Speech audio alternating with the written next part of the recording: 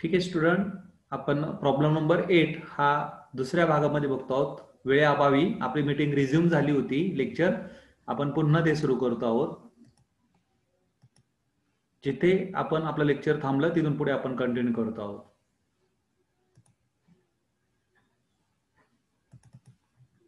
Okay, इथे बघा आपलं सेकंड रिअलायझेशन झालेला होता. आता आपण थर्ड रिअलायझेशन घेत आहोत.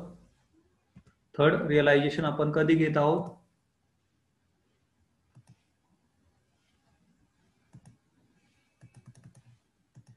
थर्ड रिअलायझेशन आपण 15 जूनला घेतो आहोत. 15 जूनला आपला बघा रिअलायझेशन केवढ्याचं आहे? 15 जून 60,000 फिक्स्ड असेट पासून आले आणि 6,000 करंट असेट पासून आले. 60 अधिक 6 66,000 आणि रिअलायझेशनचे एक्सपेन्सेस झाला 1,000. 66,000 मायनस 1,000.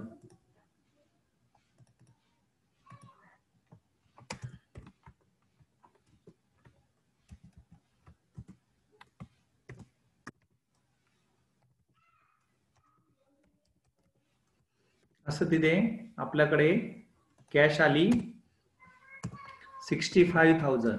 तिथे आली कॅश 65,000.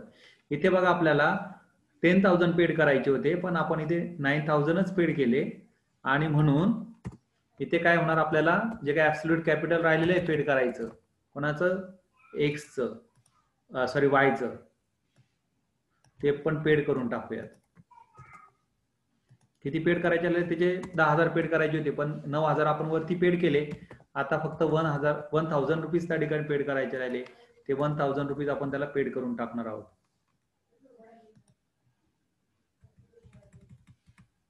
बघा याच्या बरोबर 31,000 शिल्लक राहणार. मग 1,000 पेड केल्यानंतर त्याला म्हणजे इथे बॅलन्सेस राहिला 64,000 कॅश बॅलन्स शिल्लक राहिला. याचे आहे तेवढे 57,000 शिल्लक राहिले. याचे 31,500 शिल्लक राहिले आणि याचे पण 31,500 शिल्लक राहिले. ओके, आता ह्या 64,000 मधून आपल्याला पुढे पेड करायचं. कोणाला पेड करायचं?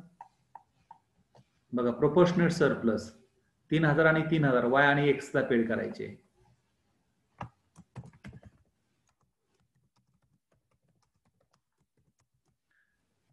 एक्स काय ते? प्रोपोर्शनेट सरप्लस आहे.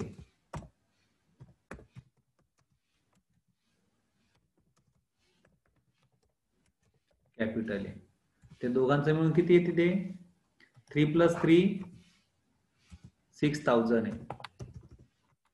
आणि मग ते 6,000 आपण त्या दोघांना पेड करून टाकू. 3,000 आणि 3,000. बघा आता किती कॅश बॅलन्स, परत बॅलन्सेस शिल्लक राहिले. बॅलन्सेस 64,000 मधून 6,000 गेले. 64,000 मायनस 6,000 यस 58,000 कॅश बॅलन्स शिल्लक राहिला. 57,000 31,500 मायनस 3,000 28,500 28,500. बघा 57,028 500 28,500 57,028 500 28,500 ही कॅश शिल्लक राहिली. मग आता तिघांना पण पेड करायचे. आता इथून पुढे काय करायचं? तिघांना पेड करायचे. हे पेड करायचे आपल्याला. आता हे 3,000 पेड झाले, हे पेड करायचे. Less paid to X Y and Z in 2:1 1:1. 58,000 दोनास एकास एकने वाटून टाकू आपण. 58,000 पुरे पेड करून टाकले त्यांना आपण. मग 58,000 तसे जर वाटले तर किती येतात बघा बरं. ते पहिल्याला मिळणार 29,000 29,000 बरोबर आहे का? 29,000. याला मिळणार 14,500 14,500. याला पण मिळणार 14,500. जर डिवाइड केले तर आपण 58,000 दोनास एकास एक जर वाटले तर त्या पद्धतीने येईल. येत आहेत का? 29,000 14,500 14,500 बरोबर आहे. परत कॅश बॅलन्स नील होईल.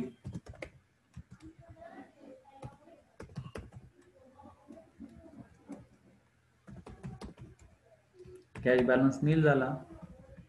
57,000 मधून 29,000 गेले. 57,000 मायनस 29,000 28,000 राहतील बघा.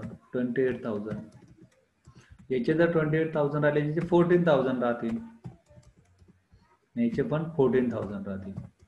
आता शेवटचा रिअलायझेशन आहे बघा. शेवटचा रिअलायझेशन आहे. किती तारखेचा आहे तो?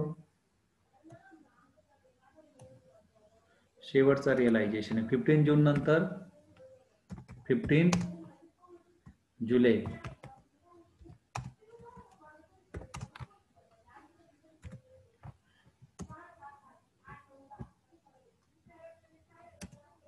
फोर्थ रिअलायझेशन केवढ्याचा आहे तो बघूयात आपण.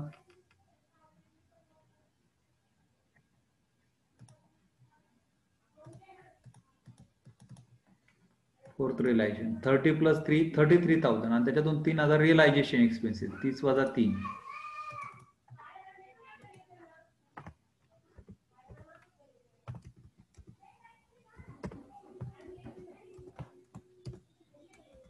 म्हणजे किती झाले? 30,000 झाले. 30,000 झाले. आणि 30,000 मधून या तिघांना पेड करून टाकू आपण.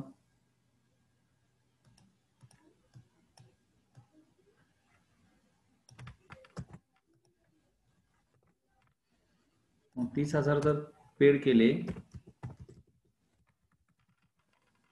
तर याला मिळतात 15,000.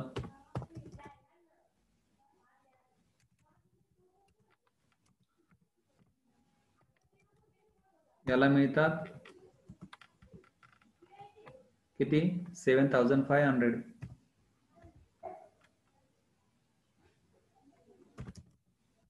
याला पण मिळतात 7,500. बरोबर आहे का?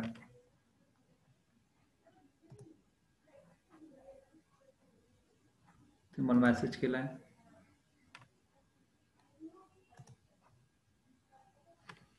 मग बघा बरं, इथे आता याच्यानंतर कोणताही रिअलायझेशन शिल्लक नाही. म्हणजे हा काय आला? रिअलायझेशन, सॉरी, हे काय झालं इथे? कॅश नील झाली आणि हा आला आपला रिअलायझेशन लॉस.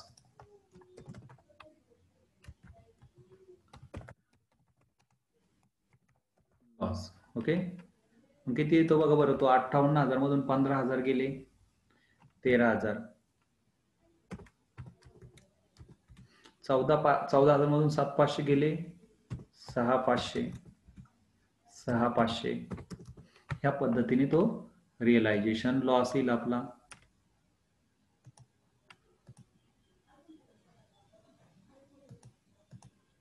समजलं का? मला मेसेज करा.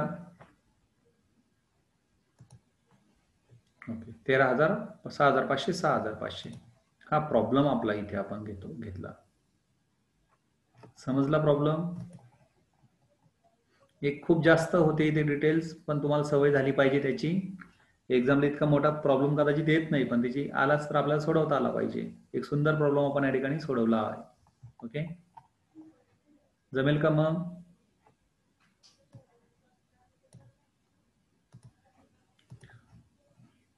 थांबूयात का मग मी इथे?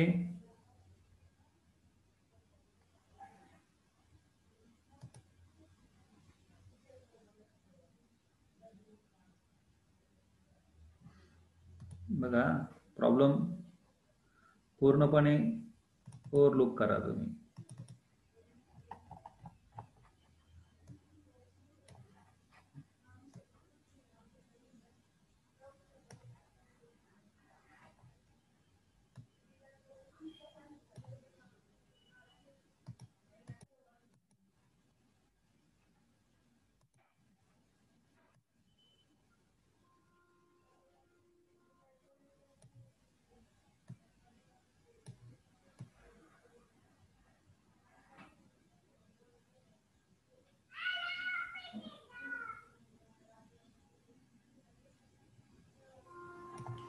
ठीक आहे, इथे थांबतो मी.